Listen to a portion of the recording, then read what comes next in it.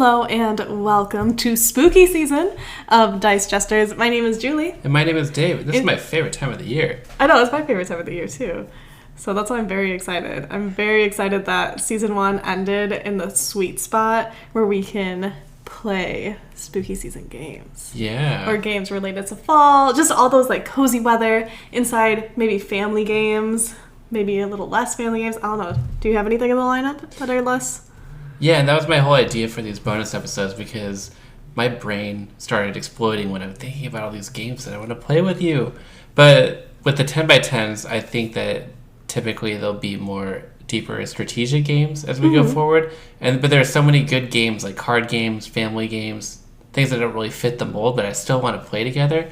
And so that's why I like the idea of these bonus episodes, and that's, I think, what we're going to go for. So I do have some spooky themed or Halloween themed Spirit of the Spooky Season type games. Spirit of the Spooky Season.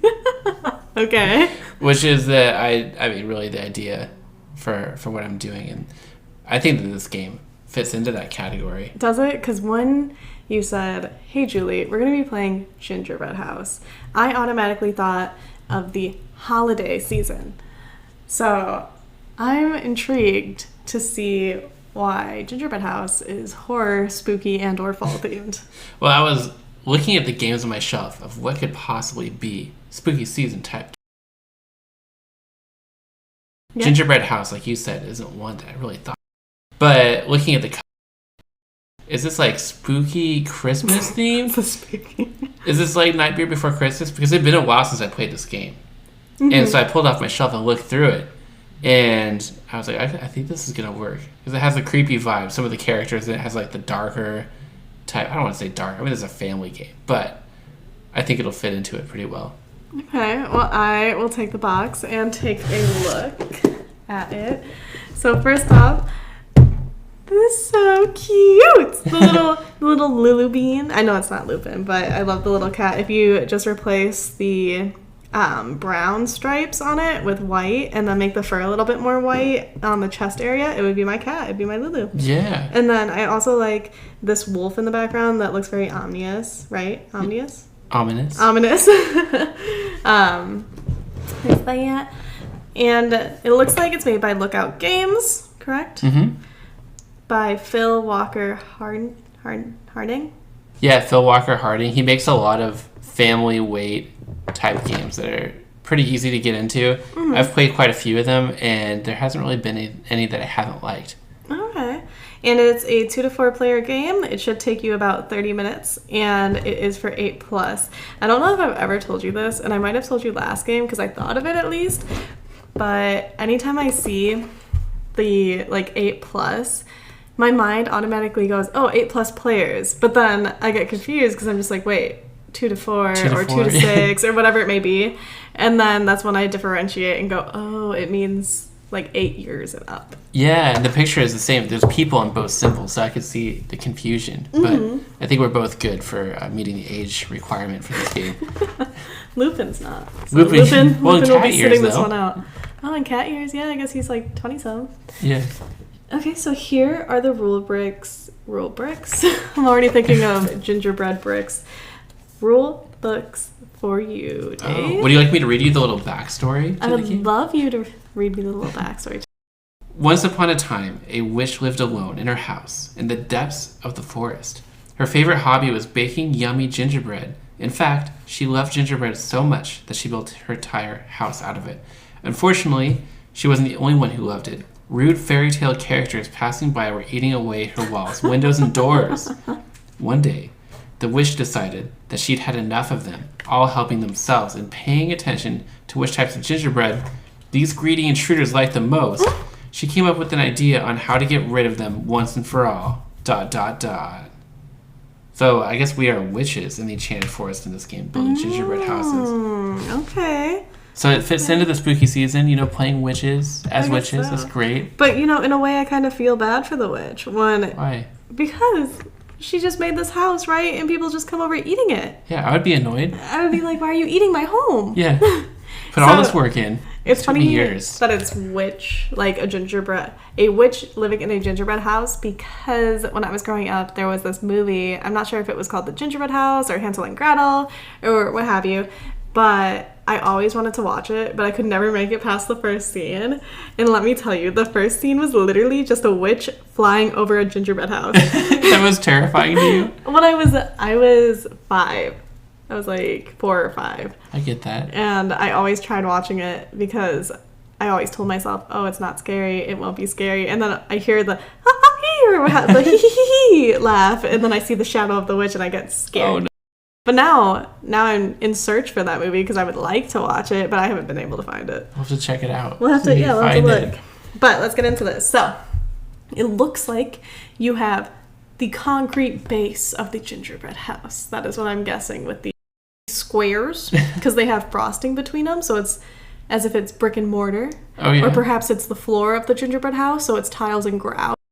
And you're looking too far into the material that is basically first is concrete, now it's tiles and grout. I think it's just, we can call it the foundation of a gingerbread house. Okay, so it's the foundation of the gingerbread house. So we have these ginger squares filled in with frosting. There you go. And so much fun. We have the scoreboard. I'm guessing it looks like these are the cards of the fairy tale creatures that eat the witch's house. Yeah, the fairy tale characters come to the gates of your house, and that's what those cards are. Oh, they start eating at the gate? Yeah, and in order to trap them, yes, you have to collect certain kinds of gingerbread tokens. There's like green, yellow, blue, pink. Okay, see, I do feel bad for her. She already takes the time to bake and repair her house, and then you have these fantasy creatures coming in and just eating from away. Who knows where? Right. So these pieces must go with your foundation, and it's cute because these pieces look like a graham cracker. Yeah, I understand like a gingerbread house isn't a graham cracker house. Why do I feel like you're going to reconstruct this game with actual candy and everything? I don't know. If I had the time. Probably. And then I'm guessing these little tokens are the cookie or the sweet tokens that the witch uses to lure in her fantasy victims. Yeah.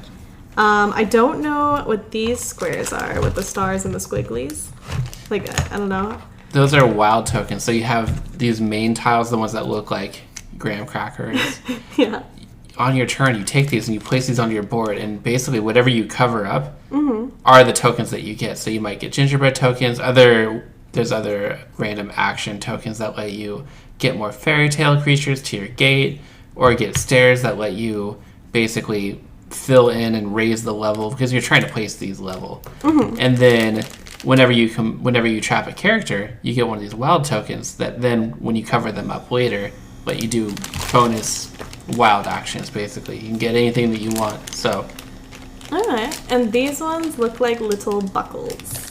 those are staircases. Yes. They help you build up your gingerbread house. You'll see once we get going visually how they work, but they basically let you use the bonus of the tile below it. That's why there's a little window in it so you can see the tile that you place it on. Okay, I see it. I see that you're building this gingerbread house, and I can see definitely some spooky vibes from it because you're literally a witch in the gingerbread house keeping your house afloat. Exactly, and the victory point symbol is a witch's hat. So oh, that's so cute. So it's perfect. Well, for the drink, David, I have ginger ale. Okay, ginger ale. Like this, just the normal ginger ale soda with some whipped topping. Whipped topping.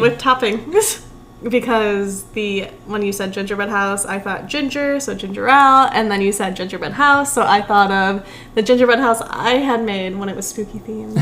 And you used frosting to connect them, so in my mind, I didn't want frosting with ginger soda because I thought that'd be a little heavy. So instead, I lightened it up with some Cool Whip. Cool Whip. Yes. Well, I can't wait. Ginger ale is one of my favorite drinks, so I hope you enjoy, and I can't wait to get into this. So we'll get into it. We'll play a few rounds, see how it goes, see how long it takes me to catch up and learn, and then we'll come back and report our findings. Sounds good. So we are back after, it was 3 plays, right? Yeah, 3 and plays. I won the last play. Only the last play. We forgot to mention, though, that starting player is the first, or the last to be in the woods. Yeah, I think that was the same time for us. That was both of us, yeah. So then we just, randomized it. But the first round we played, I understand this is for families, and I understand it's for kids 8 and up, but I got so confused, and I was a bit sad because I used the bonuses, and I only had 1 gate in my pile of 15 random graham crackers. I'm just going to call them graham crackers. What are these? The tile cards? Tiles, yeah. They're called double tiles. Oh, double tiles. Yeah. Okay. Well, I only had 1 gate, minus the one that's on the foundation. And I didn't realize, Dave told me that the randomizer could mean absolutely anything. Like, I could lure a fairy tale creature to my gate and then use it that way. But for some reason, my mind didn't comprehend it.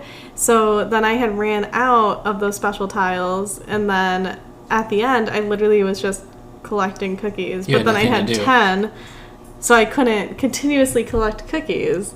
Right, due to the cap that you can only have 10. Yeah, so my first round was a little disheartening, I would say. You did not look you were having fun. No, I was so sad, because the last, 6 moves was just me putting just the graham cracker tiles. Yeah, and then I felt bad because I'm like, here I am doing this and that, getting lots of points. You kept gathering fairy tale creatures, and I was like, Dave! And then I was like, how come you didn't use any of the wild tokens to get more creatures? I was like, I didn't really understand that that's what I could do.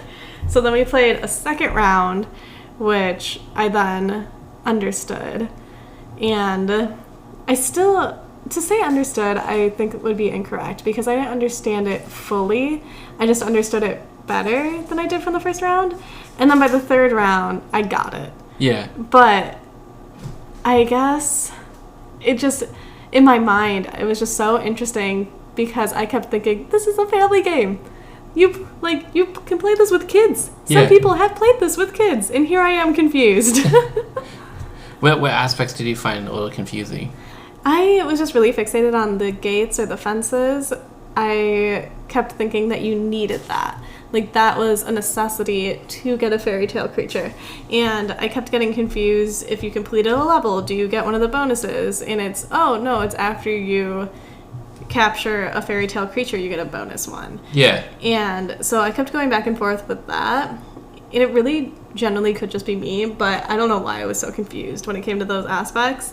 So then when I did get a special one, I would put it down, and I was kind of in the sentry mindset where I was like, I need these materials because I want to get this. But then I kept forgetting that you could only have 10 of the sweets, or the 10 of the gingerbread cookies. Yeah. So then I would waste one of these on something that was unnecessary when I could have bought another fairy tale creature. Yeah, that's true. And I remember there was that moment where you realized that it wasn't until it was covered up that you would then get the wild bonus. Mm-hmm. It's interesting that you thought that this game was a little bit complicated because I've played a lot of simple family weight type games that are just very simple rules, easy to go. But I almost think that the more complex games that you play, when you go back to some really simple games, your mind almost has a tendency to overcomplicate it. And you overthink the rules, and I don't know what it is. I'm that way too. Because I remember the first time I played this game, I read the rules and I was like, oh, that's it? Yeah, let's just throw it down and play really fast. And that's what it felt like. But now, I had to read the rule book 2 or 3 times, and there were still rules as we were going through. I was constantly grabbing the rule book, and it just felt like a complex, lightweight game. Mm-hmm. But overall, though, I do generally believe that this 8 and up is perfect for this game. You could even teach maybe a kindergartner too, 5. I would say you could go 5 and up. Yeah. Because the pieces are big enough that their fine motor skills can pick it up and everything like that. So that wouldn't be an issue. And it's pretty self-explanatory, if you cover up this, you gain this, and then you just need those to purchase them. So you definitely can teach somebody. I just don't know why it was taking me forever to comprehend it. Well, there's also an introductory game, too, if you were playing with kids, where the bonus cards, you flip over to the other side, and basically whenever you complete a level, you just get a bonus card that gives you points. And that's it. It doesn't give you any like scoring objectives or anything. Just straight up points for the end of the game. So okay. I'd do that if I were playing with family for the first time or something. Yeah, and overall, I know I was teasing you in the beginning, saying, "Oh, gingerbread, it's more holiday than spooky themed." But no, I felt like it fits the theme. It fits fall. It felt because it's candy. It's kind of spooky. It has a bunch of fairy tales. So you dress up in costumes and stuff like that. And to me, I got a Shrek vibe. I was just going to mention Shrek. Yeah. Very Shrek vibes in this game. Yes. I loved it. Especially some of the characters, I was giggling to myself because I was thinking about the Shrek. I forgot, was it the first one or maybe the second? No, because the second one they all go into a swamp. Yeah, I need to rewatch Shrek. But the soundtrack to that is just so good. It's so good. But when all the fairy tale creatures are in there and Snow White's on the table and the 7 dwarves come around, you know? And I saw the 7 dwarves card, that instinctively I was like Shrek. And then I saw, there was a few cards. There was the Puss in Boots, who reminded me of Shrek. There was Robin Hood, who made me think of Shrek. It just made me laugh. I liked it a lot. Yeah. What was your number one, like your favorite thing about this game other than the art? My favorite thing about this game, other than the art, I liked the aspect of building, if that makes sense. It kind of made me feel as if I was playing with building blocks in a way. Because you're building up? Yeah. Like you can build your base. And there was even a card that said, for 8 stories or 8 levels, you got 9 points. And I was just like, how are you going to get 8 levels? But I guess technically, if you just had a little square going, you would get your 8 levels. Yeah. I like the 3D aspect of it, too. The puzzly part of trying to complete a level, trying to get the staircases to get it in the right place so you can raise it up. And then the bonus cards mix it up a little bit. Mm-hmm. It's a lightweight game, really easy to play. If you were to give this game a meeple rating after a few plays, what would you give it? After a few plays. Okay, so this meeple rating is rated off how I feel when it comes to board games. So honestly, I would give it like a 3.5. Okay. Yeah. I'm at a 3 out of 5 for this one. Okay. Because it's okay. I think like after 3 plays, we weren't like racing to play this game a lot more. Mm-hmm. And I think it's one of those games that after a couple 2 or 3 plays, you kind of like, there's not much more strategic depth to explore. It's pretty much just grabbing tiles and placing them on to try to get the right things. Yeah. So it's not one that I would want to play all the time. I think it's good for families, but it's not a game I'm going to be wanting to play all the time. Yeah, that's how I feel. I definitely feel like this is one that you would just keep, and then when your family comes over, it's easy to explain. Just like, hey, let's all build a gingerbread house. And it's a clean version of building a gingerbread house, minus all the frosting and crumbs and sugary hands. So it's really cute and appealing, and it's fun for everybody because everybody will find something that they love about it. I think it's cool just having games in your collection, too, that fit certain periods of the times of the year, too. Whether it's spooky season, holiday season, summer, spring, anything. Summer, you get out. Spring. Exactly. So, I agree. Julie, are we keeping this game to play, or are we trading it away? Ooh, that is hard. Honestly. So I'm not sure what you have lined up, because I know most of them are a mystery. I know the next one because we were just talking about it as we were playing. But I can't particularly guess what the following ones will be. But I think out there is the perfect Halloween game somewhere. Waiting, lurking in the shadows. Right. So I would be comfortable trading this away. Okay, we can trade it away. I think depending on your circumstances and who you play with, this could be a great game for your collection. Just especially if you're playing with like kids and light family atmospheres. So I agree with that.